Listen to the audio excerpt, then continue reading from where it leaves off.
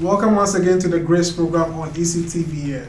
My name is Ernest Kazmek and I am your host.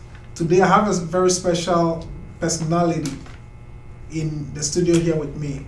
He's the CEO of First and Service Staffing Solution. So if there is anyone in our audience that is looking for work or out of work, this is an interview that you shouldn't miss. So I would like to introduce to you the CEO of First and Service Staffing Solution in the person of Brian Goehringer. Welcome, Brian, to the program. Thank you, Ernest. It's a pleasure to be here. We are here today to delve into this phenomenon called First and Service Staffing Solutions. You are the owner and CEO of the company. Yes. So I would like you to share with our audience how a startup staffing company, barely 18 months old, has made such inroads and become so well known. I have to give a lot of that to my past experiences. I've been in the industry 15 years now, but it was about 13 years when I started the company. And just the inroads of watching maybe the things I would say, some things I've seen done right, some things I've seen done wrong, gave us a lot of opportunity when I started the company to really take the time to see what we wanted to do. And really the basic part of the company was built around the heartbeat of doing the right thing. Some very good people in my life who said, if you do the right thing, Brian, the money will come. So we didn't start on the premise of money. We started on the premise of knowing if we did the right thing that would happen and concerning ourselves more on the people.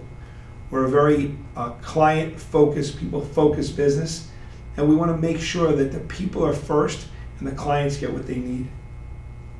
How about giving us a little bit of insight as to why the other companies in your industry don't follow your lead? You know, Ernest, again, it comes back to, I think, why people start a company. I don't know if they have a clear vision of what they're looking to do or why they're looking to do that, but the staffing industry is people-driven.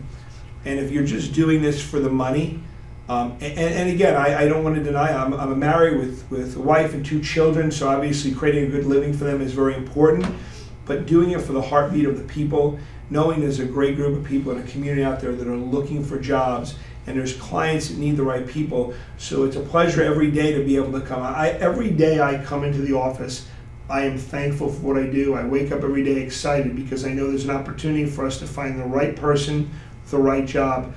So I can't really speak about why they don't follow our leads because I can't say who does or who doesn't. I just know that us as a company, we have a focus of making sure we're doing the right thing every day. I'm sure that most of our audience is not aware of the importance of the staffing industry. It is not a very well-known entity in a world that is completely overshadowed by cell phones and iPads. How do you get your message out? Well, I do believe that to a lot of people today, it's funny you ask that question because when I first got in the staffing industry, I knew nothing about it. I was actually at a job fair and someone said to me, well, you would be good doing what I do. And I said, what is it you do? And I didn't even know I was at a booth for a staffing industry. And then I was brought in there and I was interviewed and I found a lot more about it. So I believe a lot of people do understand our industry, but maybe a lot of the listeners right now might not understand if they come down to a company like ours, how we can help them find the right position. But I'm in a way of getting the message and the word out. I'm still very old school. I like being able to shake hands, go out and meet people. I like getting involved in the public. I like being able to look at the employee looking for work and also looking at the finding the client and making sure we can match them together. We do use a lot of technology now because the technology is out there, Facebook, YouTube, Instagram. There's many different ways we can promote our company, but I'll always, with that, because we want to take advantage of the technology, I'll always believe in the old school way of shaking a hand and giving a smile and talking to someone. Even though this is an era of lightning speed, changes in business due to technology, people are still the heart of every business. Your company couldn't succeed without the employees being as motivated as you. Absolutely. Tell me, how do you do it? Well, one of the most important things to the office is that we are one team. And every day we talk about being one team.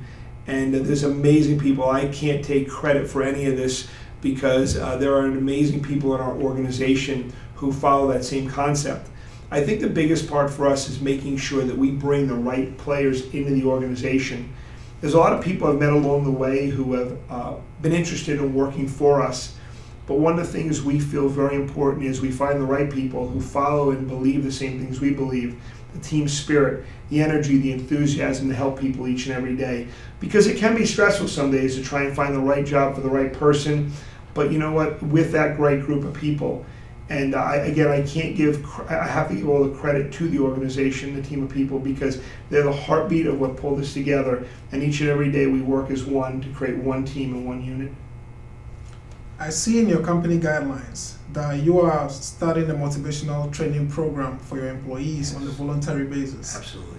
What type of an effect do you think this training will have on your business? Well, two things I want to say to that. Number one, I don't want to take the credit for that idea. First in service, there's every day it's like a think tank of new ideas, and a couple of people in the organization came up with this idea. So again, I don't want to take the credit. I wish they were here to be able to talk about it today. But and the second thing I want to say with that is it's not about what it's going to do for our business.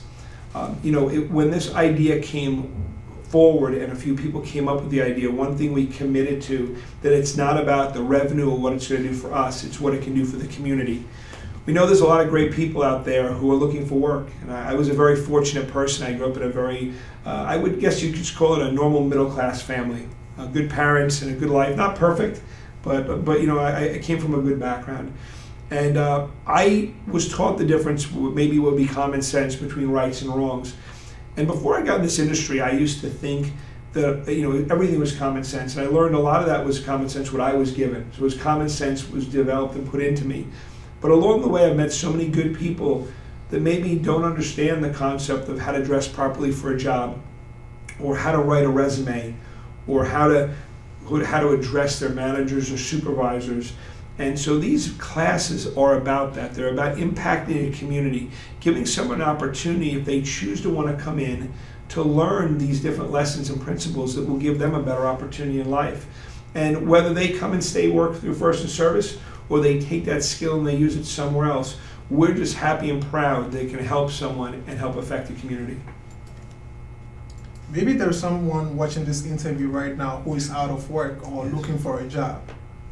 How will that person get in touch with your company? Well, right now, I'm sure you can see our 800 number on the screen. And just so you know, we put the 800 number there for a reason. We are a local-based company. We have grown. We have actually 5 offices now. We have one in Ronkonkoma, New York, for the convenience of any of our employees. We have one in Bayshore, Long Island, New York. We've just opened an office in Nassau County as well, very close to Nassau Coliseum at the RXR Plaza. And those are our local locations. And we've done that because we want to give everyone an opportunity to come to one of our offises. So by using that 800 number, you can connect with all 3 of those offices, and you'll be able to have someone on the phone who can speak to you with you, and you can let them know what you're looking for, and we can set up an interview time. We also, for anybody who might be listening, who might have know somebody in Florida, we do have an office in Boca Raton, Florida, and we're also just opening office as of next week, as of Monday, in Hazleton, Pennsylvania. But if you were to call that number, you can communicate with someone in our office today, and they will help set up an appointment, whether it be in Long Island, Suffolk County, Nassau County, Florida, or Pennsylvania, and we will help set up that interview for you to come in and meet with us. Thank you very much, Brian, for coming on the show. Thank you. It was a pleasure. And to you viewers, thank you for watching. I would like you to share this interview with your friends, your families, or anyone that you know that is out of work or looking for a job, and also be of help to someone else. So until next time on ECTVN, remember, don't just live with passion. My name is Ernest Cosmic, and thank you for watching.